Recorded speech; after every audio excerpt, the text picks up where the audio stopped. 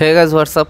আজকের এই ভিডিওতে আমরা কথা বলবো যে টেক্কা এই যে সিনেমাটা আসছে এর সমস্ত পোস্টারগুলোকে নিয়ে। তো পোস্টারগুলো প্রথমেই আমার যেটা মনে হয়েছে যে এগুলো খুবই মিডিওকার পোস্টার হয়েছে। একবারের জন্য আমার মনে হয়নি যে সেরকম কিছু খাটনি আছে, ক্রিয়েটিভভাবেও না, এবং চিন্তাভাবনায় হয়তো আছে, কিন্তু এটা কিন্তু সেরকম খাস আমার কিছু লাগেনি পোস্টারগুলো। তো এবার মজার বিষয় যেটা, তো এখানে প্রথমে রুক্মিণীর যে পোস্টারটা বেরিয়েছিল সেখানে তাকে কিং হিসেবে দেখানো হয়েছে, অন্যদিকে স্বস্তিকার যে পোস্টারটা বেরিয়েছিল সেখানে তাকে কুইন হিসেবে দেখানো হয়েছে, এবং কালকে দেবের যে পোস্টারটা বেরিয়েছিল সেখানে তাকে গোলাম হিসেবে দেখানো হয়েছে। ঠিক আছে, অনেকেই যে এটাকে যে মানে জোকার মনে করে, তবে যে মানে কিন্তু জোকার নয়, যে মানে হচ্ছে জ্যাক, জ্যাক মানে হচ্ছে গোলাম। ঠিক আছে, তিনটে ইয়ে থাকে তো, সাহেব, বিবি, গোলাম। তবে এখানে কিন্তু টেক্কা বলে কাউকে রিভিল করা হয়নি। তবে আজকে যে পোস্টারটা বেরিয়েছে এখানে কিন্তু সবাইকেই রাখা হয়েছে, এবং দেব একটা বাচ্চার মাথায় বন্দুক ধরে আছে, এরকম একটা, এটা তার এক্সপ্রেশনটা সেরকমই অ্যাংরি এক্সপ্রেশন, সেই পোস্টারটা কিন্তু দেওয়া হয়েছে। এখানে সবাই আছে, সবাইকে ফিচার করা হয়েছে। তো সেখানে দেখা যাচ্ছে যে টেক্কার সাইন দেওয়া হয়েছে, তো সেইটা টেক্কা। ঠিক আছে, তো ব্যাপারটা কিন্তু চিন্তাভাবনার দিক দিয়ে বেশ ভালো, এবং আমার মনে হয় কোথাও না কোথাও দেব এন্টারটেনমেন্ট ভেঞ্চার্স এবং দেব কিন্তু এরা বুঝে গেছেন যে পোস্টার যেমনই হোক তার কিন্তু কন্টেন্টে কিন্তু জোর আছে, এবং সব থেকে এবার দুর্গাপূজার সেফেস্ট প্রজেক্ট হচ্ছে টেক্কা।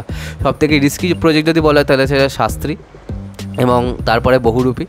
কারণ কি টেক্কা কিন্তু প্রিসোল্ড হয়ে গেছে অলরেডি, এবং দেব এবং সৃজিত মুখার্জি যখন একসাথে আসছেন একটা সার্টেন কালেকশন কিন্তু সেই সিনেমাটা করেই নেবে। ঠিক আছে, এরপর যদি সিনেমাটা ভালো হয় এবং অডিয়েন্সের পাশের সাথে কানেক্ট করতে পারে তাহলে কিন্তু এই সিনেমাটা কিন্তু আনস্টপেবল হয়ে যাবে, এবং আমার মনে হয় এবার পুজো উইনার কিন্তু টেক্কা হওয়ার বিরাট বড় একটা চান্স কিন্তু আছে।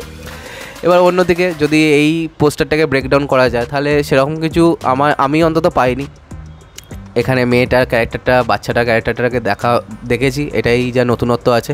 কালকের যে ক্যারেক্টারটা ছিল সেইটা, সেখানে কোথাও যে ওই সাফাই কর্মীর যে হাতে যে সরঞ্জামগুলো থাকে সেরকম দিয়ে দেবকে দাঁড় করানো হয়েছিল, এবং সেখানে আমার একটুখানি ডিসঅ্যাপয়েন্টমেন্ট লেগেছে, কারণ সুপারস্টার দেবকে যখন আমরা দেখছি তার মধ্যে ওই যে হিরোইজম ব্যাপারটা কিন্তু নেই।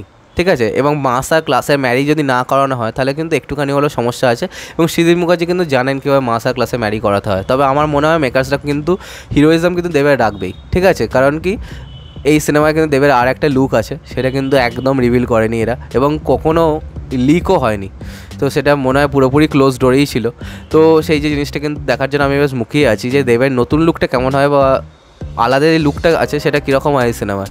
তো লাস্টে কিন্তু একটা টান টুইস্ট থাকবে, এবং একটা জিনিস যে ভালো লাগেছে যে এখানে যে আমাদের প্রোটাগনিস্ট সে কিন্তু মাইনরিটি কমিউনিটি থেকে বিলং করছে। তো সেই যে জিনিসটা দেখে বেশ ভালো লেগেছে, কিন্তু বাংলা সিনেমায় সচরাচর কিন্তু এরকম দেখা যায় না। তবে এখানে রুক্মিণীর ক্যারেক্টারটা যেরকম আছে, ইন্সপেক্টর মায়া, হ্যাঁ, তো তাকে কিন্তু রাফ অ্যান্ড টাফ লাগছে, এবং দেখে বেশ ভালোই লাগছে। এই সমস্ত লুকসগুলো কেন আলাদা করে এক্সাইটমেন্ট জাগাতে পারি তার প্রথম কারণ হচ্ছে কারণ মেকার্সরা কিন্তু তাদের যে লুকটা, ফার্স্ট লুকগুলো, এগুলো কিন্তু পত্রিকাকে বেছে দিয়েছিল, তার জন্যই কিন্তু একটুখানি হলো সমস্যা হয়েছে। তো চলো দেখা যাক যে আলটিমেটলি এই সিনেমাটা আসছে খুব তাড়াতাড়ি, টিজার ট্রেলার আসবে হয়তো বিশ্বকর্মা পুজোতে, আর দেখা যাক যে আলটিমেটলি এই সিনেমাটা কেমন হয়। তো আজকের মতো ভিডিওটা এখানে শেষ করলাম। কমেন্ট করে জানাবে তোমাদের কী রিয়াকশান এই সিনেমাটার পোস্টারগুলোকে দেখে অন্তত, আর সাবস্ক্রাইবটা প্লিজ করে যাতে আমার সাথে তোমাদের আবার দেখা হয়। Bye bye. তবে হ্যাঁ, আরেকটা কথা, বিজিএমটা কিন্তু বেশ ভালো লাগছিলো। Bye bye.